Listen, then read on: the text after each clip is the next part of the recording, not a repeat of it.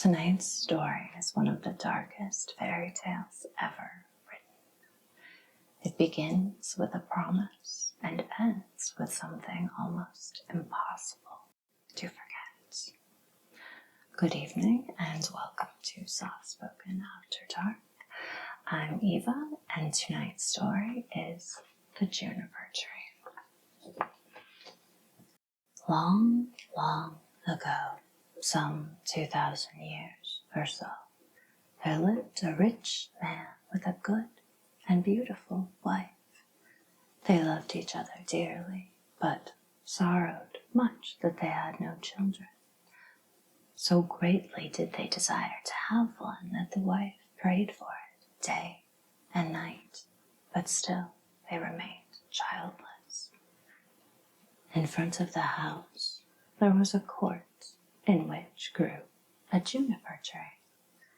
One winter's day, the wife stood under the tree to peel some apples, and as she was peeling them, she cut her finger, and the blood fell on the snow. "Ah," sighed the woman heavily, "if I had but a child as red as blood and as white as snow." And as she spoke the words, her heart grew light within her, and it seemed to her that her wish was granted. And she returned to the house, feeling glad and comforted. A month passed, and the snow had all disappeared. Then another month went by, and all the earth was green. So the months followed one another, and first the trees budded in the woods, and soon the green branches grew thickly intertwined, and then the blossoms began to fall. Once again the wife stood under the juniper tree, and it was so full of sweet scent that her heart leaped for joy, and she was so overcome with her happiness that she fell on her knees. Presently, the fruit became round and firm, and she was glad and at peace. But when they were fully ripe, she picked the berries and ate eagerly of them. And then she grew sad and ill. A little while later, she called her husband and said to him, weeping, "If I die, bury me under the juniper tree." Then she felt comforted and happy again, and before another month had passed, she had a little child. And when she saw that it was as white as snow and as red as blood, her joy was so great that she died. Her husband buried her under the juniper tree and wept bitterly for her. By degrees, however, his sorrow grew less, and although at times he still grieved over his loss, he was able to go about as usual, and later on he married again. He now had a little daughter born to him. The child of his first wife was a boy who was as red as blood and as white as snow. The mother loved her daughter very much, and when she looked at her and then looked at the boy, it pierced her heart to think that he would always stand in the way of her own child. And she was continually thinking how she could get the whole of the property for her. This evil thought took possession of her more and more, and made her behave very unkindly to the boy. She drove him from place to place with cuffings and buffetings, so that the poor child went about in fear and had no peace from the time he left school to the time he went back. One day, the little daughter came running to her mother in the storeroom and said, "Mother, give me an apple." "Yes, my child," said the wife, and she gave her a beautiful apple out of the chest. The chest had a very heavy lid, and a large iron lock. "Mother," said the little daughter again, "may not brother have one too?" The mother was angry at this, but she answered, "Yes, when he comes out of school." Just then she looked out of the window and saw him coming, and it seemed as if an evil spirit entered into her, for she snatched the apple out of her little daughter's hand and said, "You shall not have one before your brother." She threw the apple into the chest and shut it too. The little boy now came in, and the evil spirit in the wife made her say kindly to him, "My son, will you have an apple?" But she gave him a wicked look. "Mother," said the boy, "how dreadful you look." "Yes, give me an apple." The thought came to her that she would kill him. "Come with me," she said, and she lifted up the lid of the chest. "Take one out for yourself." And as he bent over to do so, the evil spirit urged her, and crash! Down the lid, and off went the little boy's head. Then she was overwhelmed with fear at the thought of what she had done. "If only I can prevent anyone knowing that I did it," she thought. So she went upstairs to her room and took a white handkerchief out of her top drawer. Then she set the boy's head again on his shoulders and placed him on a chair by the door with an apple in his hands. Soon after this, little Marlene came up to her mother, who was stirring a pot of boiling water over the fire, and said, "Mother, brother is sitting by the door with an apple in his hand, and he looks so pale. And when I asked him to give me the apple, he did not answer, and that frightens me." "Go to him again," said her mother, "and if he does not answer, give him a box on the ear." So little Marlene went and said, "Brother, give me that apple."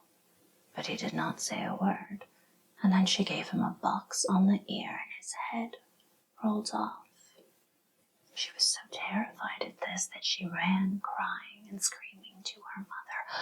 "Oh," she said, "I have knocked off brother's head." And then she wept and wept, and nothing would stop her. "What have you done?" said her mother. "But no one must know about it, so you must keep silence. What is done can't be undone. We will make him into puddings." And she took the little boy and cut him up, made him into puddings, and put him in the pot. But Marlene stood looking on and wept, and her tears fell into the pot, so that there was no need of salt. Presently the father came home and sat down to his dinner. He asked, "Where is my son?" The mother said nothing, but gave him a large dish of black pudding. And Marlene still wept without ceasing. The father again asked, "Where is my son?"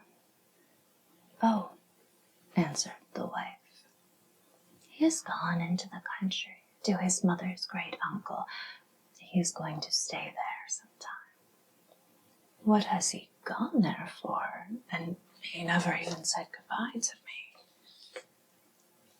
"Well, he likes being there, and he told me he should be away quite 6 weeks.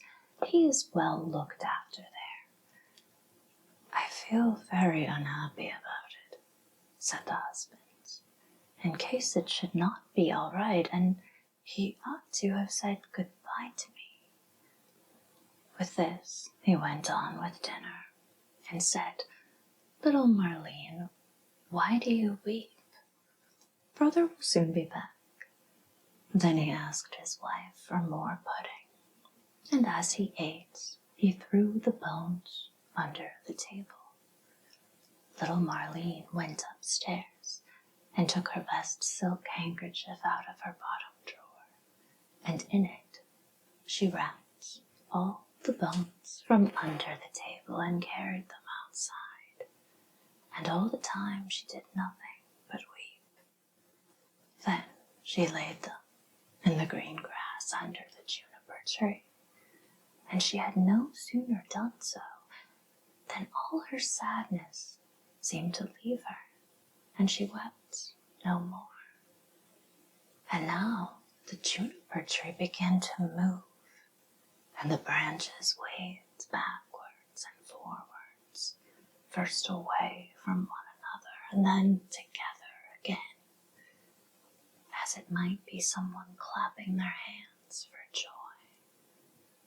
After this, a mist came round the tree, and in the midst of it there was a burning as of fire, and out of the fire there flew a beautiful bird that rose high into the air, singing magnificently.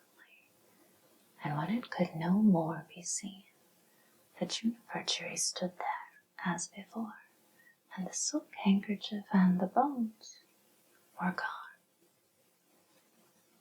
Little Marlene now felt as light-hearted and happy as if her brother were still alive, and she went back to her house and sat down cheerfully to the table and ate. The bird flew away and alighted on the house of a goldsmith and began to sing. My mother killed her little son. My father grieved when I was gone. My sister loved me best of all. She laid her kerchief over me and took my bones that they might lie underneath the juniper tree. Quit, quit, what a beautiful bird am I. The goldsmith was in his workshop making a gold chain when he heard the song of the bird on his roof. He thought it so beautiful that he got up and ran out, and as he crossed the threshold, he lost one of his slippers. But he ran on into the middle of the street with a slipper on one foot and a sock on the other.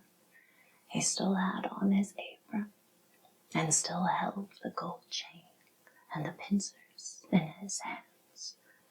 And so he stood gazing up at the bird while the sun came shining brightly down on the streets. Bird, he said, how beautifully you sing. Sing me that song again. Nay, said the bird, I do not sing twice for nothing. Give that gold chain, and I will sing it you again. Here's the chain, take it, said the goldsmith, only sing me that again. The bird flew down and took the gold chain in his right claw, and then he alighted again in front of the goldsmith and sang. My mother killed her little son. My father grieved when I was gone. My sister loved me best of all. She laid her kerchief over me and took my bones that they might lie underneath the juniper tree. Quit, quit, what a beautiful bird am I. Then he flew away and settled on the roof of a shoemaker's house and sang. My mother killed her little son. My father grieved when I was gone. My sister loved me best of all. She laid her kerchief over me and took my bones that they might lie underneath the juniper tree. Quit, quit, what a beautiful bird am I. The shoemaker heard him, and he jumped up and ran out in his shirt sleeves and stood looking up at the bird on the roof with his hands over his eyes to keep himself from being blinded by the sun. Bird, he said, how beautifully you sing. And then he called through the door to his wife. Wife, come out. Here's a bird. Come and look at it and hear how beautifully it sings. And he called his daughter and the children, then the apprentices, girls and boys, and they all ran up the street to look at the bird and saw how splendid it was with its red and green feathers and its neck like burnished gold and eyes like two bright stars in its head. Bird, said the shoemaker, sing me that song again. Nay, answered the bird, I do not sing twice for nothing. You must give me something. Wife, said the man, go into the garret. On the upper shelf you will see a pair of red shoes. Bring them to me. The wife went in and fetched the shoes. There, bird, said the shoemaker. Now sing me that song again. The bird flew down and took the red shoes in his left claw, and then he went back to the room and sang. My mother killed her little son. My father grieved when I was gone. My sister loved me best of all. She laid her kerchief over me and took my bones that they might lie underneath the juniper tree. Quit, quit, what a beautiful bird am I. When he had finished, he flew away. He had the chain in his right claw and the shoes in his left, and he flew right away to a mill, and the mill went click, clack, click, clack, click, clack. Inside the mill were 20 of the miller's men hewing a stone, and as they went, hick-hack, hick-hack, hick-hack, the mill went click, clack, click, clack, click, clack. The bird settled on a lime tree in front of the mill and sang, my mother killed her little son. Then one of the men left off. My father grieved when I was gone. 2 more men left off and listened. My sister loved me best of all. Then 4 more left. She laid her kerchief over me and took my bones that they might lie. Now there were only 8 at work underneath, and now only 5, the juniper tree, and now only 1. Quit, quit, what a beautiful bird am I. Then he looked up, and the last one had left off work. Bird, he said, what a beautiful song that is you sing. Let me hear it too. Sing it again. Nay, answered the bird, I do not sing twice for nothing. Give me that millstone, and I will sing it again. If it belongs to me alone, said the man, you should have it. Yes, yes, said the others, if he will sing again, he can have it. The bird came down, and all the 20 millers set to and lifted up the stone with the beam. Then the bird put his head through the hole and took the stone round his neck like a collar and flew back with it to the tree and sang, my mother killed her little son. My father grieved when I was gone.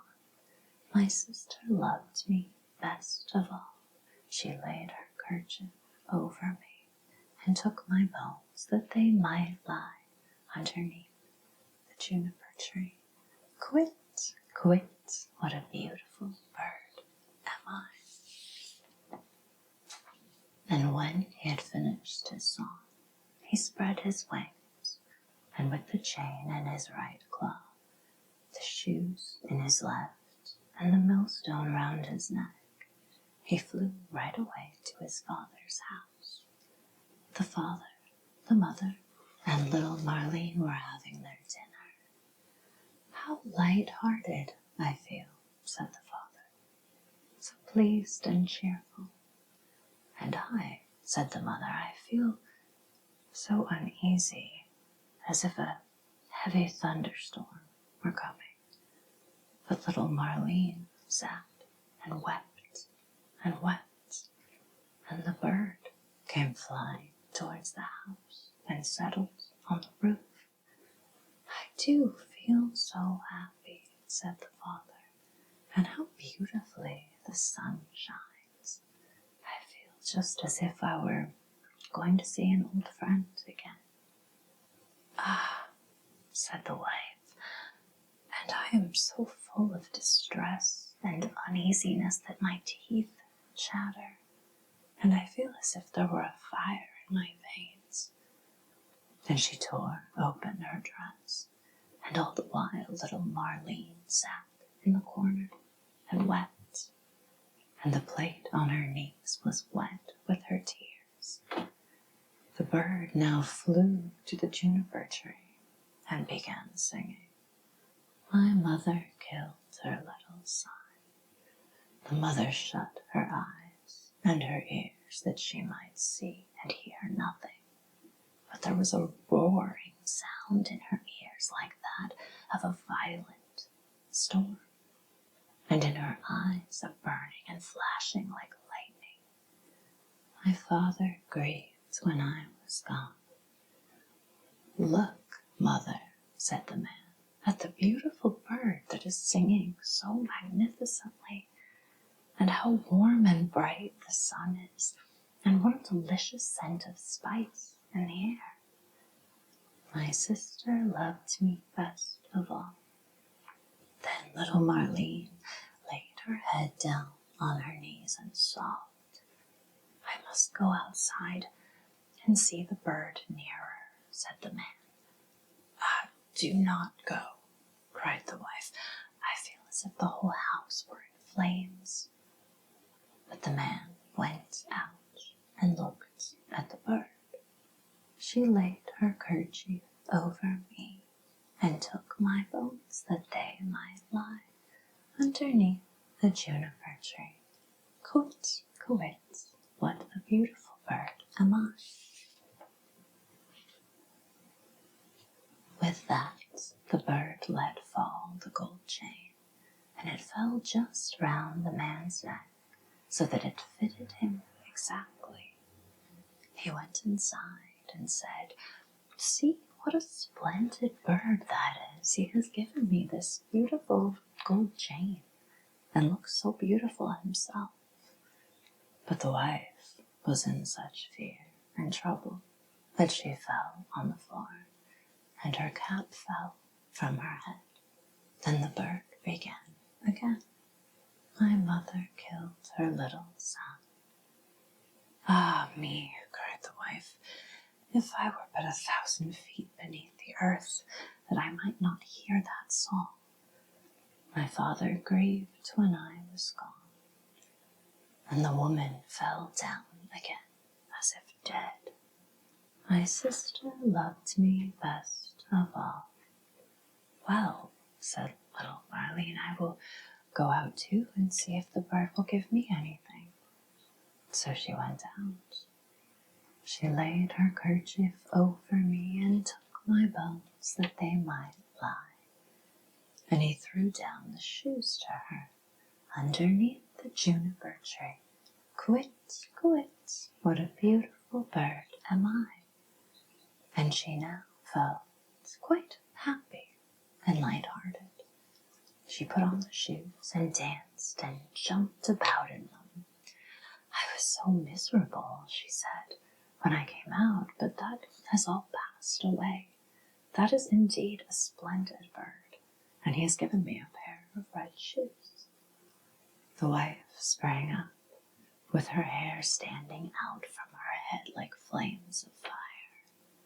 "Then I will go out too," she said, "and see if it will lighten my misery, for I feel as if the world were coming to an end." But as she crossed the threshold, crash!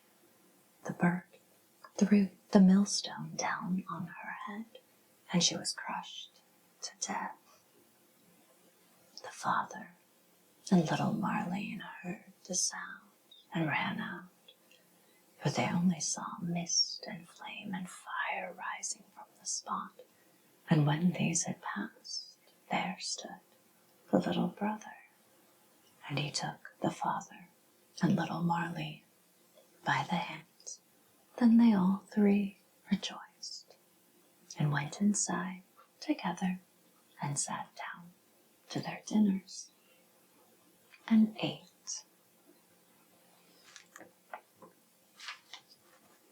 And that, my friends, is the lovely, certainly not devastating story of the Juniper Tree. Thank you very much for joining me, and until next time, I'll see you after dark.